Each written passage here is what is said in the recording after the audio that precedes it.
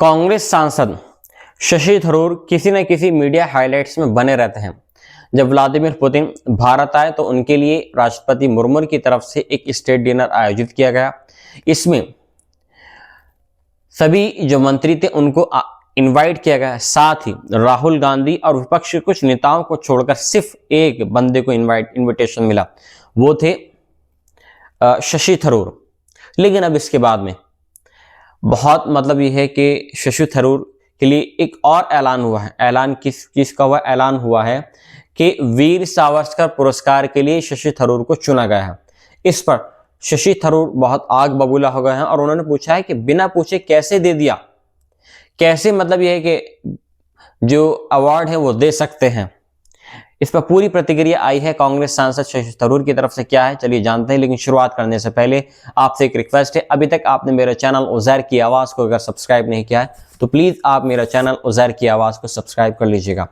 देखिए, कांग्रेस सांसद शशि थरूर को एक स्वयंसेवी समूह HRDS इंडिया ने Veer Savarkar international impact award 2025 देने का ऐलान किया है, लेकिन थरूर ने इस अवार्ड को स्वीकार करने से इनकार कर दिया है।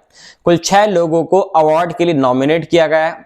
शशि थरूर के मुताबिक उन्हें मीडिया रिपोर्टर से पता चला है कि दिल्ली में प्रस्तुत किए जाने वाले इस पुरस्कार के लिए उन्हें नामित किया गया है। कांग्रेस नेता ने कहा कि उन्हें इस ऐलान के बारे में कल पता चला, यानी उनको किसी तरह ने नहीं बताया, सिर्फ मीडिया रिपोर्ट्स के थ्रू मालूम पड़ा जब वे केरल में स्थानीय निकाय चुनाव के लिए गए थे। शशि थरूर ने तिरुवनंतपुरम में संवाददाताओं से कहा, मुझे पुरस्कार के बारे में ना तो बताया गया था और ना ही मैंने इसे स्वीकार किया है। उन्होंने आयोजकों को इसकी सहमति के बिना नाम घोषित करने के लिए गैर जिम्मेदारान काम बताया है। पुरस्कार समारोह आज यानी 10 दिसंबर को नई दिल्ली में NDMC कन्वेंशन हॉल में होना है, जहां रक्षा मंत्री राजनाथ सिंह कार्यक्रम का उद्घाटन करने वाले हैं। शशि थरूर ने एक बयान जारी करते हुए कहा कि पुरस्कार इसे प्रस्तुत करने वाले संगठन या इस संदर्भ के बारे में किसी भी जानकारी के बिना इस कार्यक्रम में शामिल होने या पुरस्कार स्वीकार करने का कोई सवाल ही नहीं उठता है। कैसे आपने यह कि आपने मेरे को चुना, मैं इसके लिए बिल्कुल भी एक्सेप्टेबल नहीं हूं। Veer Savarkar international impact award से जुड़ा प्रोग्राम स्वयं समूह HRDS इंडिया द्वारा प्रस्तुत किया जाता है। इस समारोह में उपराज्यपाल मनोज सिन्हा मुख्य अतिथि के रूप में शामिल हो रहे हैं।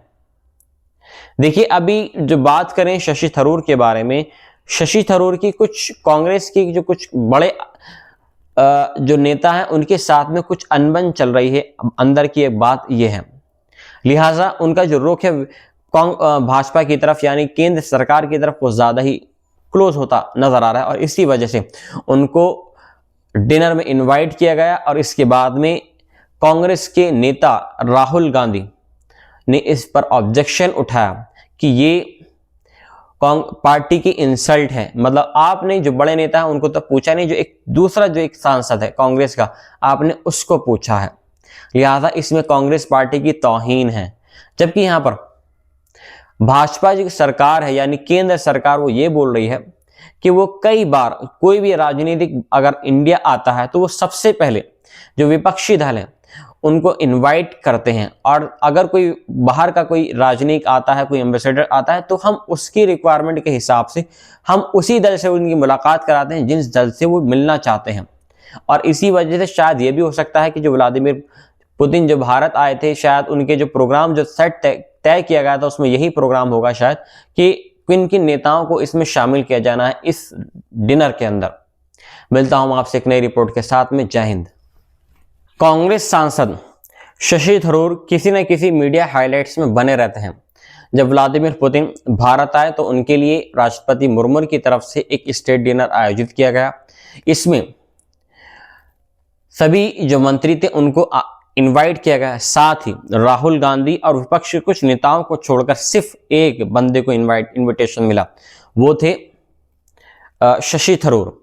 लेकिन अब इसके बाद में बहुत यह है कि शशि थरूर के लिए एक और ऐलान हुआ है। ऐलान किसका हुआ? ऐलान हुआ है कि वीर सावरकर पुरस्कार के लिए शशि थरूर को चुना गया है। इस पर शशि थरूर बहुत आग बबूला हो गए हैं और उन्होंने पूछा है कि बिना पूछे कैसे दे दिया, कैसे यह है कि जो अवार्ड है वो दे सकते हैं। इस पर पूरी प्रतिक्रिया आई है कांग्रेस सांसद शशि थरूर की तरफ से। क्या है चलिए जानते हैं, लेकिन शुरुआत करने से पहले आपसे एक रिक्वेस्ट है, अभी तक आपने मेरे चैनल उज़ैर की आवाज को अगर सब्सक्राइब नहीं किया है तो प्लीज आप मेरा चैनल उज़ैर की आवाज को सब्सक्राइब कर लीजिएगा। देखिए, कांग्रेस सांसद शशि थरूर को एक स्वयंसेवी समूह HRDS इंडिया ने Veer Savarkar international impact award 2025 देने का ऐलान किया है, लेकिन थरूर ने इस अवार्ड को स्वीकार करने से इनकार कर दिया है। कुल 6 लोगों को अवार्ड के लिए नॉमिनेट किया गया है। शशि थरूर के मुताबिक उन्हें मीडिया रिपोर्टर से पता चला है कि दिल्ली में प्रस्तुत किए जाने वाले इस पुरस्कार के लिए उन्हें नामित किया गया है। कांग्रेस नेता ने कहा कि उन्हें इस ऐलान के बारे में कल पता चला, यानी उनको किसी तरह ने नहीं बताया, सिर्फ मीडिया रिपोर्ट्स के थ्रू मालूम पड़ा जब वे केरल में स्थानीय निकाय चुनाव के लिए गए थे। शशि थरूर ने तिरुवनंतपुरम में संवाददाताओं से कहा, मुझे पुरस्कार के बारे में ना तो बताया गया था और ना ही मैंने इसे स्वीकार किया है। उन्होंने आयोजकों को इसकी सहमति के बिना नाम घोषित करने के लिए गैर जिम्मेदारान काम बताया है। पुरस्कार समारोह आज यानी 10 दिसंबर को नई दिल्ली में NDMC कन्वेंशन हॉल में होना है, जहां रक्षा मंत्री राजनाथ सिंह कार्यक्रम का उद्घाटन करने वाले हैं। शशि थरूर ने एक बयान जारी करते हुए कहा कि पुरस्कार इसे प्रस्तुत करने वाले संगठन या इस संदर्भ के बारे में किसी भी जानकारी के बिना इस कार्यक्रम में शामिल होने या पुरस्कार स्वीकार करने का कोई सवाल ही नहीं उठता है।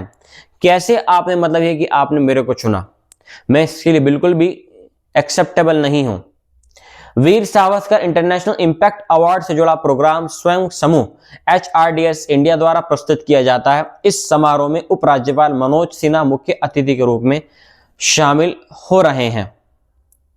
देखिए, अभी जो बात करें शशि थरूर के बारे में, शशि थरूर की कुछ कांग्रेस की जो कुछ बड़े जो नेता हैं उनके साथ में कुछ अनबन चल रही है।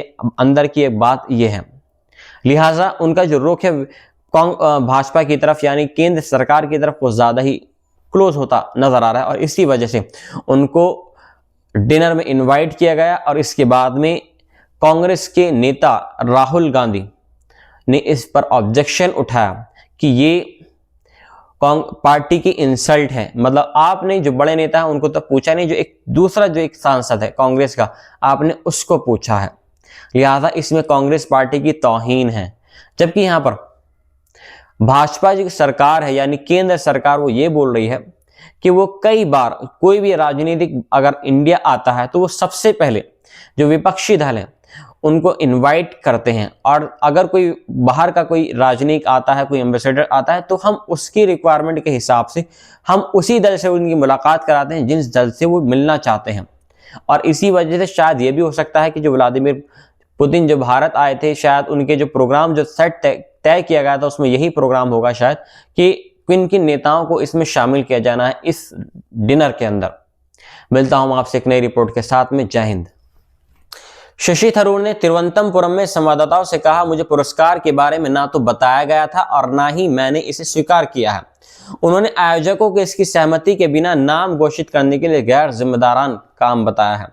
पुरस्कार समारोह आज यानी 10 दिसंबर को नई दिल्ली में NDMC कन्वेंशन हॉल में होना है, जहां रक्षा मंत्री राजनाथ सिंह कार्यक्रम का उद्घाटन करने वाले हैं। शशि थरूर ने एक बयान जारी करते हुए कहा कि पुरस्कार इसे प्रस्तुत करने वाले संगठन या इस संदर्भ के बारे में किसी भी जानकारी के बिना इस कार्यक्रम में शामिल होने या पुरस्कार स्वीकार करने का कोई सवाल ही नहीं उठता है।